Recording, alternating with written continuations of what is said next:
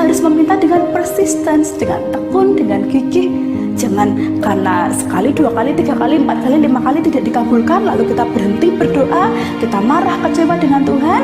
Jangan seperti itu, karena Tuhan kita memiliki waktu yang tepat untuk kita. Ketika saat ini Tuhan belum memberikan, mungkin Tuhan akan memberikan di waktu lain yang memang sudah Tuhan tetapkan. Tetapi satu hal, Tuhan tidak akan pernah melupakan apa yang kita minta. Tuhan tidak akan pernah melupakan doa kita. Doa kita, bahkan meskipun kita sudah lupa, doa itu masih Tuhan ingat.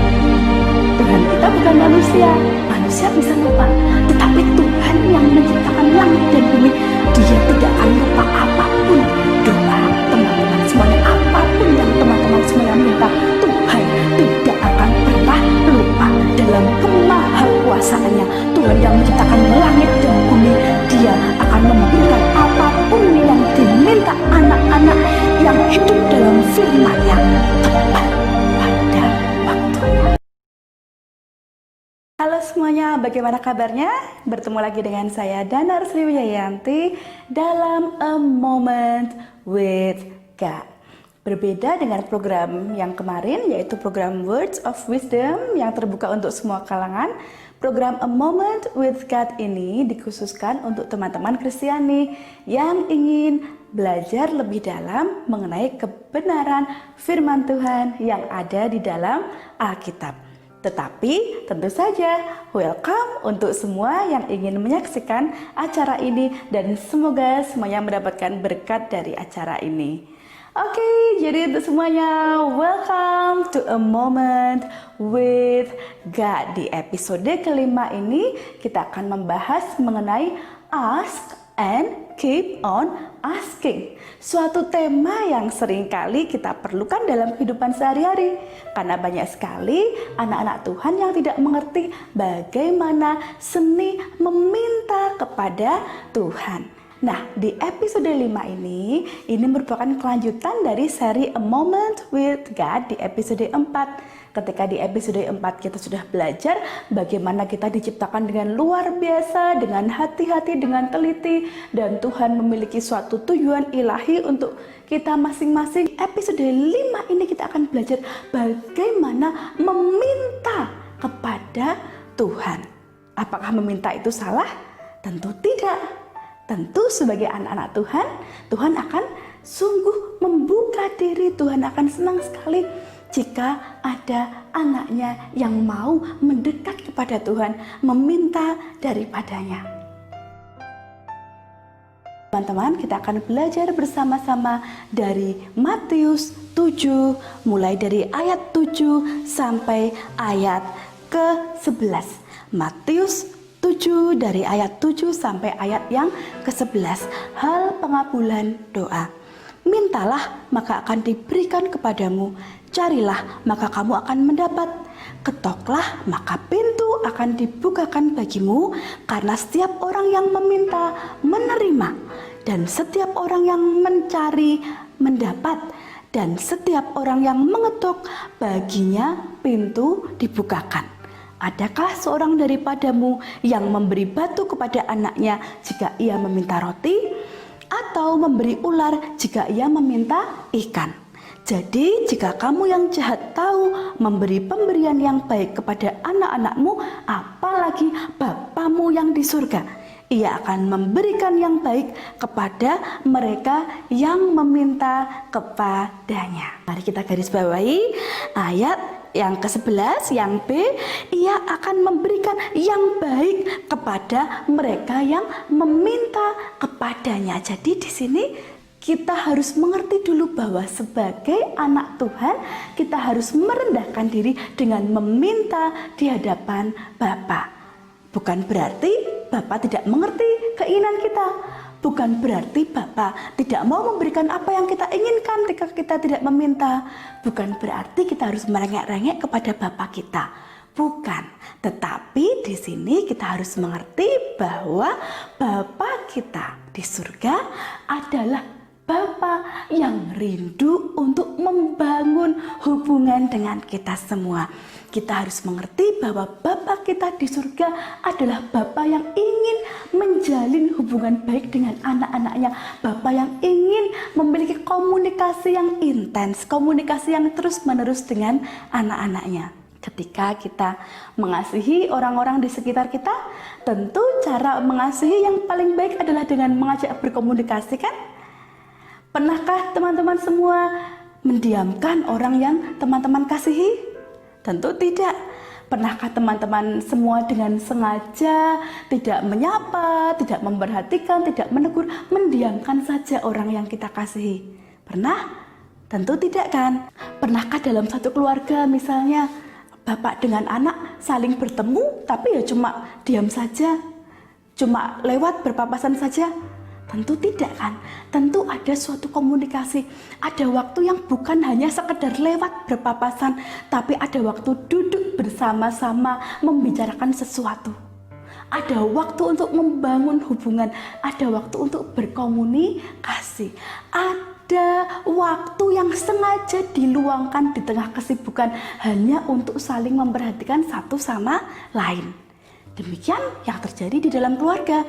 Sebenarnya bukan hanya di dalam keluarga, dimanapun ketika kita ingin membangun hubungan dengan orang yang kita kasihi, tentu ciri pertama adalah kita rela meluangkan waktu untuk orang yang kita kasihi. Ciri pertama ketika kita mengasihi orang lain adalah di tengah kesibukan apapun, kita rela meluangkan waktu yang berharga hanya untuk berkomunikasi dengan orang yang kita kasihi. Ketika dengan orang yang dikasihi, sesama manusia, kita rela meluangkan waktu, seharusnya dengan Bapa kita di surga, kita harus lebih rela untuk meluangkan waktu.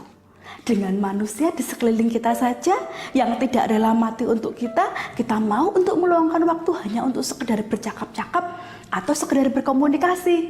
Nah, bagaimana dengan Tuhan kita?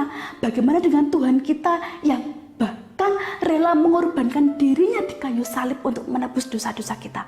Suatu kasih yang tanpa syarat, suatu kasih yang tanpa pamrih, suatu kasih yang terbesar ketika kita rela mengorbankan diri untuk orang lain. Dan Tuhan kita memberi contoh, memberi teladan yang luar biasa, yaitu rela mati untuk kita semua. Karena apa? Karena kasih-Nya yang begitu besar untuk kita. Pantaskah kasih yang sebegitu besar kita diamkan saja? Atau pantaskah kasih yang sebegitu besar kita balas dengan memberikan waktu yang hanya teramat sedikit, memberikan waktu yang hanya sisa-sisa dari waktu kita sehari-hari? Tentu tidak, bukan?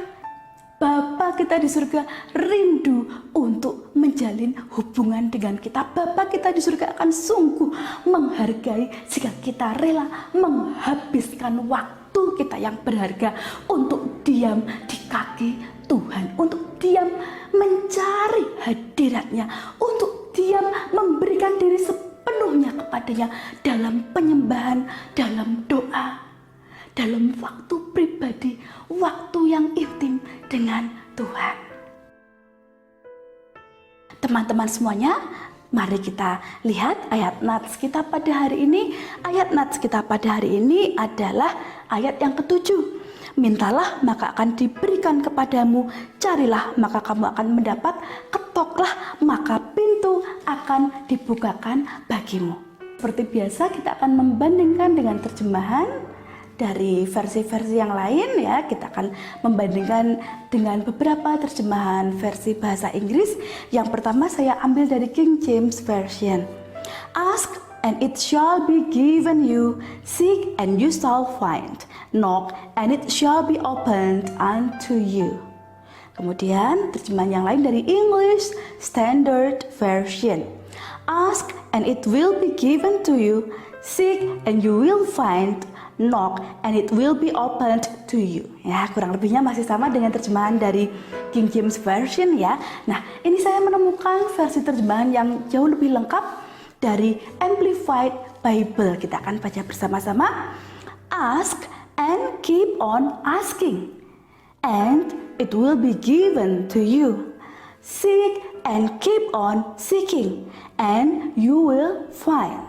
Knock and keep on knocking, and the door will be opened to you.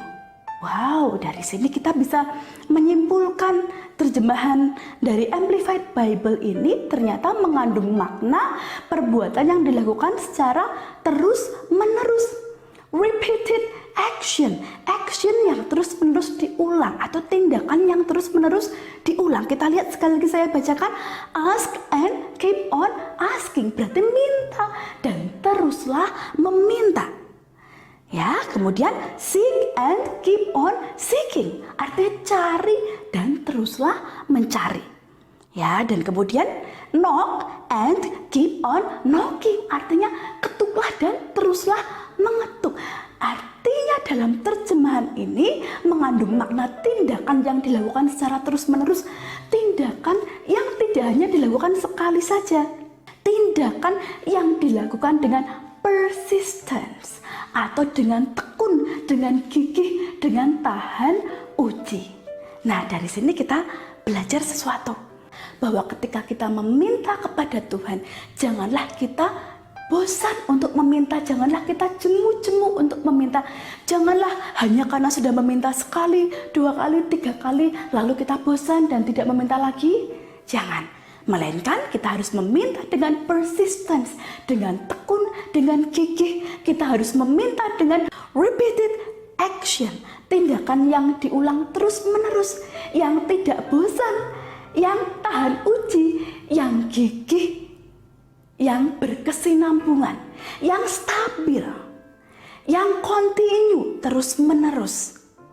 Suatu tindakan yang kita lakukan dengan sadar, dengan mengerti, dengan berharap pada Tuhan, bahwa ketika kita sungguh-sungguh ask and keep on asking, meminta dan terus meminta, seek and keep on seeking, mencari dan terus mencari, knock and keep on knocking, mengetuk dan terus mengetuk, maka itu akan diberikan kepada kita. Ya, syarat yang pertama adalah kita tinggal dalam firman Tuhan. Apakah ada ayat Alkitab yang mengatakan itu? Tentu ada. Mari kita buka bersama-sama dari Yohanes 15 ayat yang ke-7. Firman Tuhan dalam Yohanes 15 ayat yang ke-7, "Jikalau kamu tinggal di dalam aku dan firman-Ku tinggal di dalam kamu, mintalah apa saja yang kamu kehendaki dan kamu akan menerimanya. Dalam hal inilah Bapa-Ku dipermuliakan, yaitu jika kamu berbuah banyak, dan dengan demikian kamu adalah murid-murid-Ku." Tuhan akan memberikan apa yang kita inginkan. Hanya syaratnya kita harus tinggal di dalam Tuhan. Karena ketika kita tinggal di dalam Dia dan firman-Nya tinggal di dalam kita, maka kita boleh meminta apa saja yang kita doakan dan Dia akan memberikan kepada kita. Apakah Tuhan membatasi permintaan kita? Tidak. Tuhan tidak pernah membatasi permintaan kita. Karena Tuhan sendiri adalah suatu pribadi yang tidak terbatas oleh apapun. Tidak ada satu hal pun yang terlalu sulit buat Tuhan. Oke, syarat yang pertama sudah kita bahas. Sekarang mari kita bahas syarat yang kedua. Apa syarat yang kedua? Mari kita buka bersama-sama dari Yakobus 4 ayat yang ketiga, ya, dari Yakobus 4 ayat yang ketiga. Atau kamu berdoa juga, tetapi kamu tidak menerima apa-apa, karena kamu salah berdoa, sebab yang kamu minta itu hendak kamu habiskan untuk memuaskan hawa nafsumu.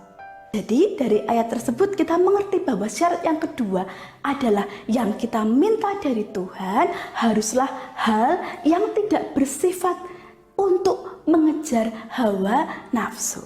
Jadi teman-teman, ketika teman-teman meminta sesuatu, haruslah kita melihat hati kita. Apakah kita menginginkan benda yang kita minta atau hal yang kita minta itu untuk memuaskan hawa nafsu kita, artinya untuk kepentingan diri kita sendiri, ataukah hal yang kita minta itu dapat memberi manfaat untuk banyak orang. Apakah hal yang kita minta itu dapat memberi manfaat untuk kepentingan kerajaan surga. Tetapi jika itu hanya untuk menuruti hawa nafsu kita, hanya ingin terlihat mewah atau terlihat bagus, terlihat menarik, terlihat tidak kalah dengan teman-temannya. Nah, padahal semuanya itu adalah hal-hal duniawi yang seharusnya kita jauhi. Karena sebagai anak-anak kerajaan surga, hidup kita ini adalah milik Tuhan. Dan ketika kita ada di bumi ini, itu adalah untuk kepentingan kerajaan surga. Nah, teman-teman semuanya, jadi hari ini kita belajar bagaimana meminta dari Tuhan. Yang pertama, tadi di awal-awal saya katakan untuk membangun hubungan pribadi dengan Tuhan. Ya, kita membangun hubungan pribadi dengan Tuhan dan kita berusaha untuk meluangkan waktu pribadi dengan Tuhan dalam doa, karena Tuhan kita adalah Tuhan yang rindu untuk membangun hubungan dengan kita. Janganlah kita pelit-pelit untuk memberikan waktu kita kepada Tuhan. Yang kedua, ketika hubungan dengan Tuhan sudah terjalin baik, maka ketika kita meminta, kita harus meminta dengan persistence, dengan tekun, dengan gigih. Jangan karena sekali, 2 kali, 3 kali, 4 kali, 5 kali tidak dikabulkan, lalu kita berhenti berdoa, kita marah, kecewa dengan Tuhan. Jangan seperti itu. Karena Tuhan kita memiliki waktu yang tepat untuk kita. Ketika saat ini Tuhan belum memberikan, mungkin Tuhan akan memberikan di waktu lain yang memang sudah Tuhan tetapkan. Tetapi satu hal, Tuhan tidak akan pernah melupakan apa yang kita minta. Tuhan tidak akan pernah melupakan doa kita. Doa kita, bahkan meskipun kita sudah lupa, doa itu masih Tuhan ingat.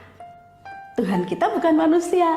Manusia bisa lupa, tetapi Tuhan yang menciptakan langit dan bumi, Dia tidak akan lupa apapun doa teman-teman semuanya, apapun yang teman-teman semuanya minta, Tuhan tidak akan pernah lupa. Dalam kemahakuasaannya, Tuhan yang menciptakan langit dan bumi, Dia akan memberikan apapun yang diminta anak-anak yang hidup dalam firman-Nya tepat pada waktunya. Hanya waktu Tuhan bukanlah waktu kita. Jadi sabarlah menunggu waktu Tuhan. Tetaplah bertekun dalam doa. Ask and keep on asking. Berarti tidak hanya mintalah, tetapi mintalah dan teruslah meminta. Mintalah dan terus meminta. Artinya jangan bosan, jangan berhenti-berhenti. Lakukan secara terus menerus. Nah, teman-teman semuanya, yang berikutnya, setelah kita meminta dengan tidak bosan, dengan tidak jemu-jemu, kita harus memperhatikan apa yang kita minta dan apakah kita hanya meminta untuk hawa nafsu kita ataukah kita meminta untuk kepentingan kerajaan surga. Tuhan akan memberikan apapun yang kita minta, terlebih ketika itu untuk kepentingan kerajaan surga. Maka janganlah apa yang kita minta hanya untuk memuaskan hawa nafsu pribadi. Janganlah ada kedagingan dalam diri kita. Mari dari sekarang kita belajar untuk hidup di dalam Tuhan, tidak hidup untuk hawa nafsu duniawi. Hal berikutnya adalah ketika kita meminta, kita harus memastikan bahwa Tuhan tinggal di dalam kita. Kita tinggal di dalam Tuhan. Artinya apa? Artinya kita di dalam Tuhan. Firman Tuhan itu ada pada kita. Ketika firman Tuhan ada pada kita, maka apapun yang kita lakukan itu akan turut firman Tuhan. Dan firman Tuhan sudah terangkum dalam 2 hukum, yaitu hukum kasih. Yang pertama, kasihilah Tuhan Allahmu dengan segenap hatimu, dengan segenap jiwamu, dengan segenap akal budimu. Ketika kita sudah mengasihi Tuhan dengan sepenuh hati, dengan tulus tanpa pamrih, maka kita sudah melaksanakan hukum kasih yang pertama. Dan yang kedua, yang sama dengan itu adalah kasihilah sesamamu manusia seperti dirimu sendiri. Ini yang sulit karena terkadang manusia seringkali mengecewakan kita. Bahkan manusia seringkali memusuhi kita tanpa sebab. Mungkin hanya karena iri, dengki, atau merasa bersaing lalu memusuhi kita tanpa sebab. Tetapi sebagai anak-anak kerajaan surga, sebagai anak-anak yang membawa terang, membawa damai, hendaklah kita mengasihi siapapun. Bahkan firman Tuhan mengatakan, kasihilah musuhmu. Kasihilah musuhmu dan berdoalah bagi mereka yang menganiaya kamu. Bahkan kita harus mendoakan mereka yang membenci kita, mereka yang menganiaya kita, mereka yang tidak tahu apa yang mereka lakukan. Harus kita doakan, harus kita kasihi. Ketika itu sudah bisa kita laksanakan, maka berarti firman Tuhan tinggal di dalam kita. Berarti kita tinggal di dalam Tuhan. Ketika itu sudah kita laksanakan, berarti Seperti firman Tuhan, kita boleh meminta apapun yang kita kehendaki. Tetapi teman-teman, hendaklah apapun yang kita minta itu untuk yang ilahi, sesuatu yang ilahi, untuk kepentingan kerajaan surga. Ketika teman-teman meminta apapun dari Tuhan, janganlah itu untuk kepentingan diri kita sendiri, tapi biarlah itu memberi manfaat untuk orang lain dan membuat hidup kita menjadi lebih bermakna. Demikianlah A Moment with God kali ini. Saya percaya semua sahabat A Moment with God mendapatkan hal yang luar biasa, dan mulai sekarang kita mengerti sebagai anak-anak Tuhan, kita memiliki hak untuk meminta dari Tuhan. Sebagai anak-anak Tuhan, sebelum meminta tentu kita membangun keintiman dengan Tuhan, membangun waktu pribadi untuk hubungan pribadi dengan Tuhan, memberikan waktu yang terbaik untuk komunikasi hanya berdua dengan Tuhan. Dan kita harus mengerti bahwa ketika kita meminta, kita tidak boleh jemu-jemu, harus meminta dengan tekun, dengan persistence. Kita harus tinggal dalam firman Tuhan, maka Tuhan akan memberikan apapun yang kita minta, karena tidak ada yang terlalu sulit untuk Tuhan. Dan yang terakhir adalah, janganlah apa yang kita minta itu untuk memuaskan hawa nafsu kita, tetapi marilah biarlah apa yang kita minta itu untuk kepentingan orang banyak, bermanfaat bagi orang banyak, terlebih untuk kepentingan kerajaan surga. Nah teman-teman semuanya, demikianlah A Moment with God kali ini. Seperti biasa, sebelum kita selesai, mari kita berdoa bersama. Kita akan minta ketekunan dalam doa supaya kita dapat meminta dan terus meminta tanpa jemu-jemu. Mari kita berdoa.